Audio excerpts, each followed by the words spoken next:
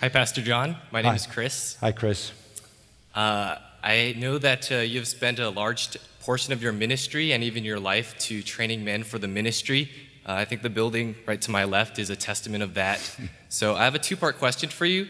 First of all, what would you say to a young man who was aspiring to be in full-time ministry, who strongly desired it, but wasn't quite sure that he was called by God?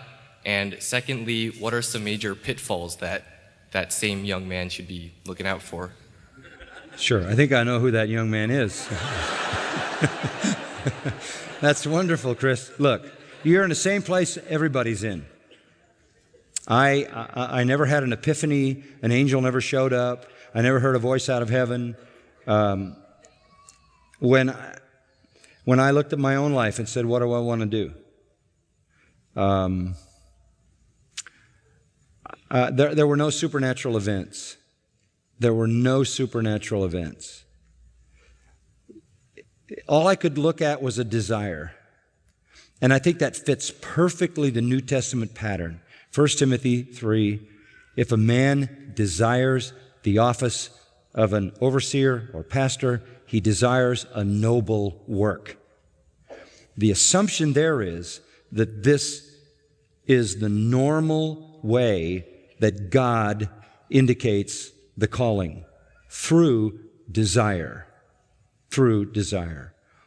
And as that desire flourishes and strengthens, it becomes a singular desire.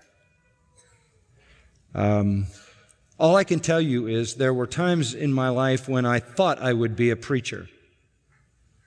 Then there were times in my life when I hoped I would be a preacher. Then there were times in the progression of that when I knew I would be a preacher. Then there were times when I knew I couldn't be anything other than a preacher or a pastor. And I think it's that desire that grows and develops. And what grew it in me was not so much the nature of ministry itself, but my undying passion for the book. When I went to college, I'm not going to give you a whole lot of useless information about my past, but my whole life I got notes that I had to take home about how bad I did in school. And Johnny could do better notes, you know?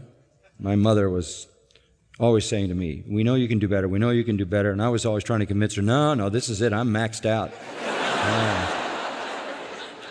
I'm giving it my best shot, that's all I can do. No, you can do better, you can do better. And the teachers would say, Johnny can do better. The point is, I was no scholar, I was no academic. That was true all the way through high school. And in college, I didn't let my books get in the way of my education either. I went through college from one event to another event, student life, athletics, every sport. I played every sport in my college days, and I was involved in all kinds of activities. And as I got toward the end of my college years, I think it was my junior, senior year, the Word of God took on a whole new depth for me. And what it came down to was this need to know what the Bible meant. That's what drives me, by the way. It's not you that drive me, it's this that drives me. I really became a preacher of the Word of God because I didn't want to do anything in my whole life but that. Because I wanted to know it and I wanted to share its glorious truth with others. And so it just kept developing in my heart. And I remember when I went to seminary, I'd convinced my mom that I'd maxed out with C's and B's. And I went to seminary, and I remember the first time I showed her my first semester report card, I knew you hadn't been telling me the truth all these years. I went through seminary, and I did so well, and I graduated with honors and all of that, and there was one driving reason. I was doing what I really loved.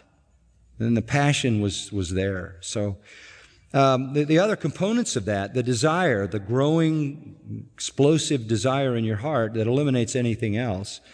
The next thing comes along was confirmation from the people, who were saying, you want to teach? Let's hear you teach.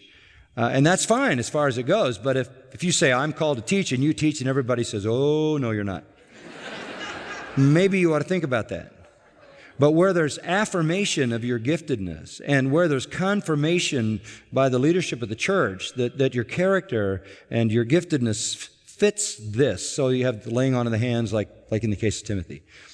But all the way along, sure, there's a certain sense of, is this really what I ought to do? Why? Because there's this nagging unworthiness. There's this reality that how am I going to survive? How am I going to be faithful? And you just take it a day at a time.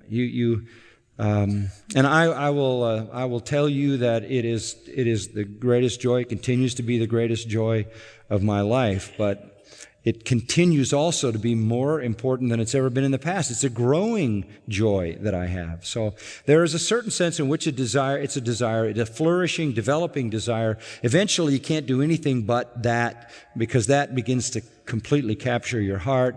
Then you have to look at your giftedness, response, affirmation from spiritual leaders around you. Set aside your fallenness, because the only kind of people the Lord can use are broken vessels, because that's all there are. Okay? And when it comes to that, and I tell young guys this all the time, all ministry comes back to this book. All of it. All of it is informed by this book. So when you want to get trained, get the tools to understand this book. And then when you've gotten that foundation, you can go take whatever field you want, whether you want to teach or whether you want to be in a university or whether you want to teach in a seminary or pastor a church or be a missionary. But in the end of the day, all ministry is a dissemination of divine truth, right? And that's what you want to make sure you grasp. If you're young enough, you still have a little bit of doubt about whether this is what you ought to do. And I can honestly say that I had no idea when I went to seminary what I was going to do. I just was driven to dig into the Word of God, and I loved it. I don't think I even knew till I finally got to my third year where it would go. But I think you can start there, and if the Lord continues to make that desire flourish, that you're going to find you're in the right spot. My guess is if that's already a passion for you, that's the work of the Lord in your heart.